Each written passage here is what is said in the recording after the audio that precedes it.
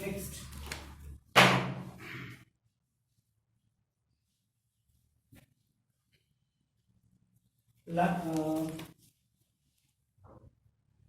London interactions.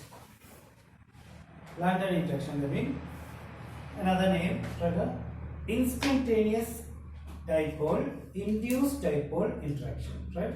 Instantaneous dipole induced dipole interaction. Right? Okay.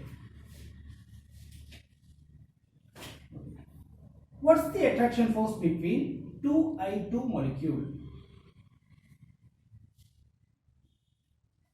I2 is a polar or non-polar molecule. It's a non-polar molecule, you know, right? So between two I2,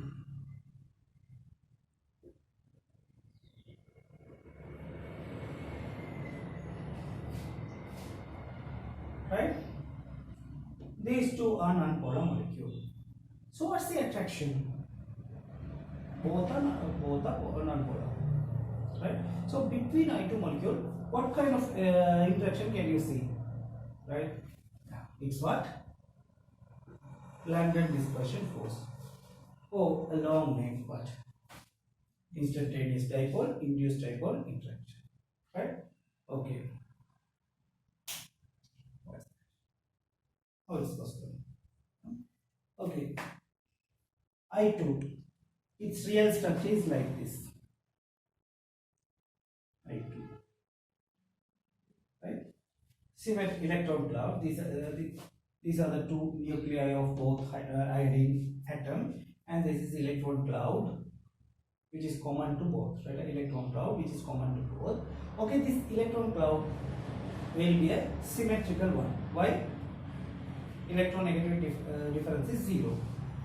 Right? Non-polar molecule is a symmetrical, right? But will it always be symmetrical? Momentarily, it may be asymmetrical. Why?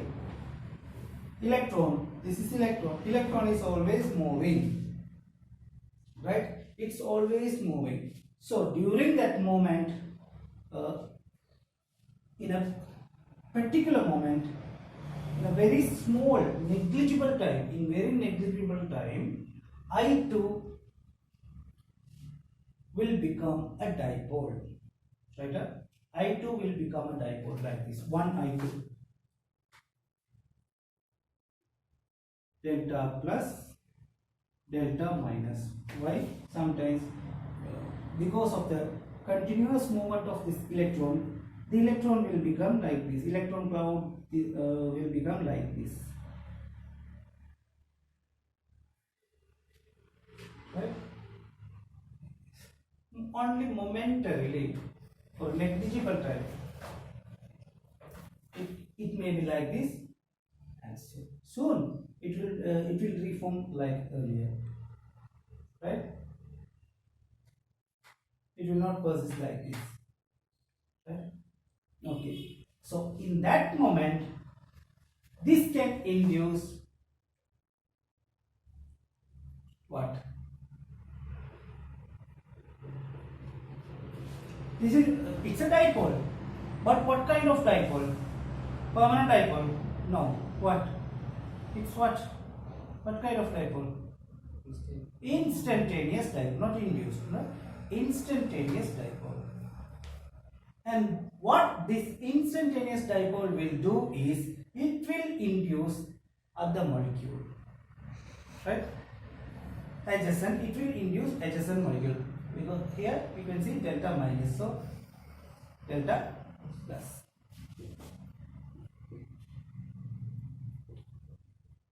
Delta plus, delta minus, delta plus, delta minus. So again, what's this? Instantaneous dipole. What's this? Induced dipole. Okay. So between this delta minus and delta plus, there will be an attraction. That attraction is known as instantaneous dipole induced dipole attraction. Right? But the name is very long. Right? What's a short name or nickname?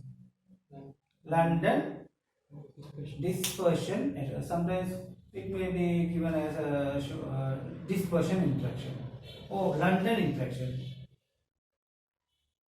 right? But I prefer both. Right? We will combine both London dispersion interaction, right? London or London dispersion force.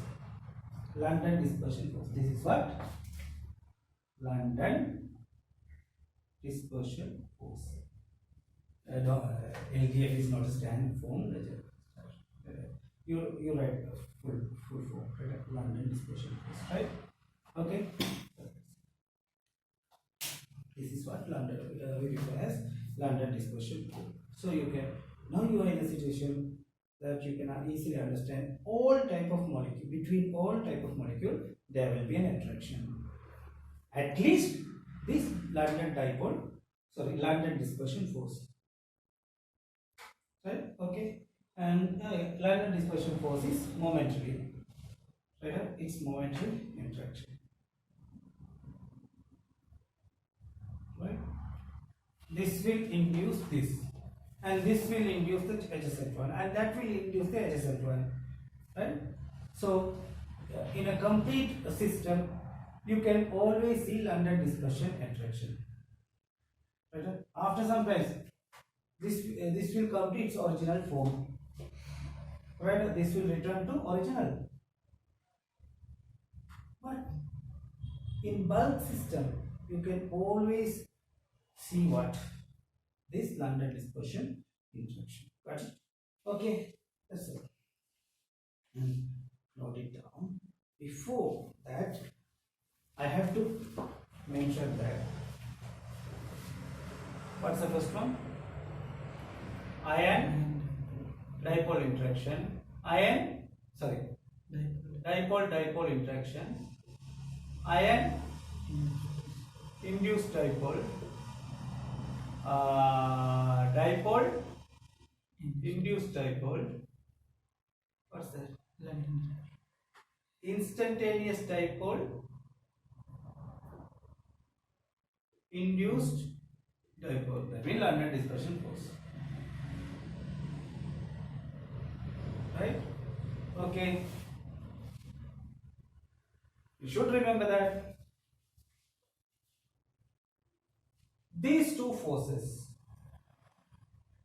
these two strength of these two forces decreases with size.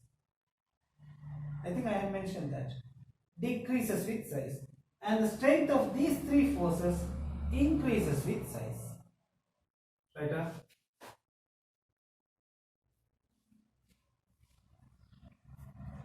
But it increases with size, molecular size. Right? Proportional to size, molecular size.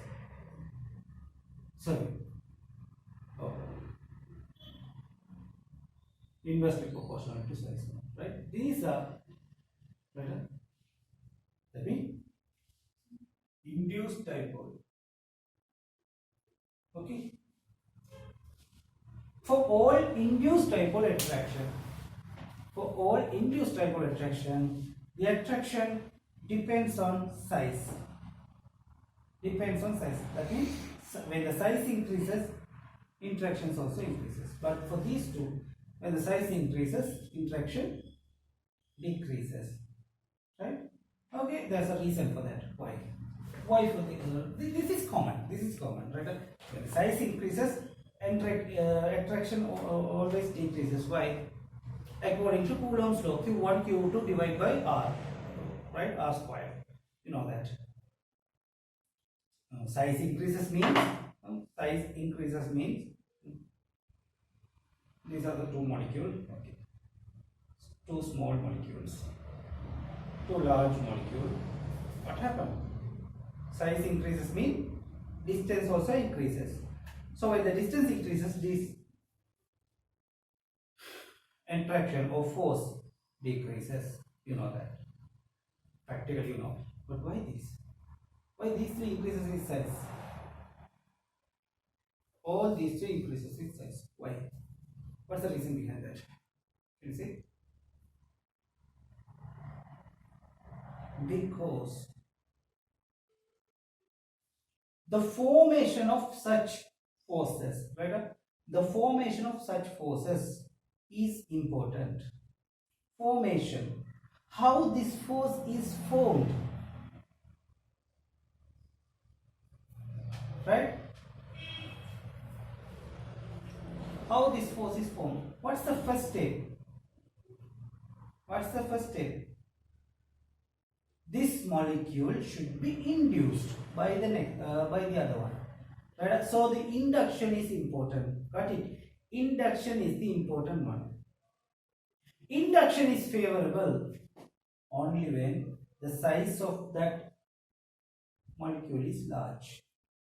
It's comparable with polarizability, polarizing power. We have discussed. Yeah.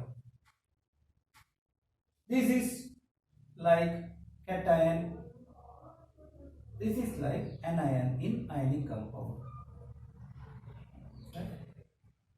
It induces this. This get induced by that. This get induced by that. So if it is to induce well, then the size should be very much large. Then only the electron cloud, the outermost electron cloud of this will be farther from its nucleus, its own nucleus. Then only the outermost electron cloud can be induced by this successfully. Okay, so all induced dipole attractions are proportional to you can say proportional increases, right? We don't know quantitatively correctly, but increases, right? Okay, got it? Yes, that's all. So, and write this under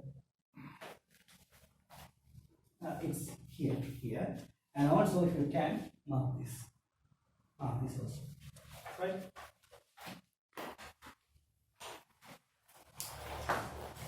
Before the wait, another important thing, right?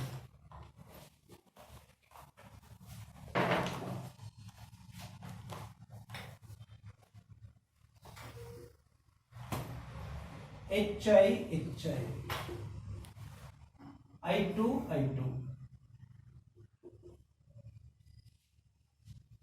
Between these two molecules, what kind of interaction can you expect?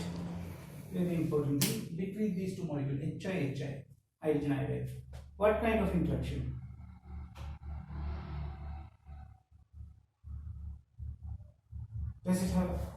Does HI have a permanent dipole? Is it a permanent dipole? HI?